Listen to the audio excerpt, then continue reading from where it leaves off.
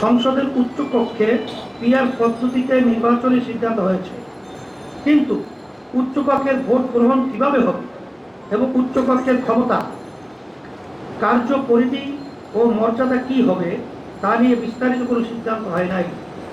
নির্বাচনের আগে এইসব বিষয়ে স্পষ্ট সিদ্ধান্ত হতে হবে। প্রিয় সাংবাদিক বন্ধুগণ, প্রধান উপদেষ্টা স্মরণীয় নির্বাচন আয়োজন করতে চাইছেন, তার ইচ্ছাকে সাধুবাদ জানাই, কিন্তু আইন শৃঙ্খলা পরিস্থিতি, আইন শৃঙ্খলা বাহিনীর নিরপেক্ষতা, সক্রিয়তা নিয়ে দেশের কেউই আশ্বস্ত হতে পারছে না।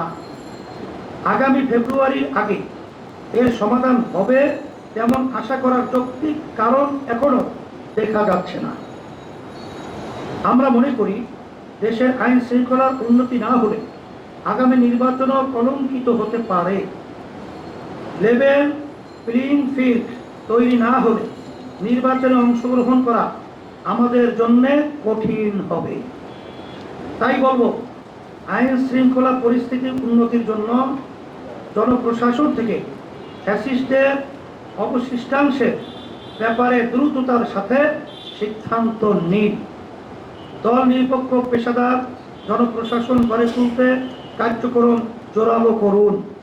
প্রিয় সাংবাদিক বন্ধুগণ, প্রধান উপদেষ্টার ভাষণে ফ্যাসিস্টদের বিচারের প্রসঙ্গ এসেছে, তবে এর মাত্রা, ব্যাপকতা ও গতি নিয়ে আমাদের অসন্তোষ আছে। সেটা জানিয়ে বিচার কার্যক্রমের পরিধি আরও বিস্তৃতি করে এর গতি বৃদ্ধি করার আহ্বান জানাচ্ছি।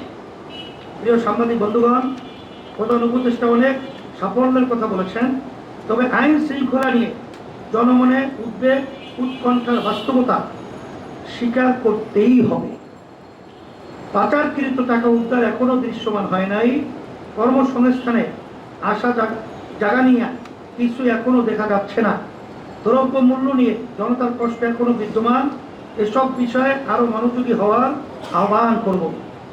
আগামী ইসলামী আন্দোলন বাংলাদেশ ইতিবাচক রাজনীতি করে আমরা সব সময় সম্ভাবনাকে বড় করে দেখি।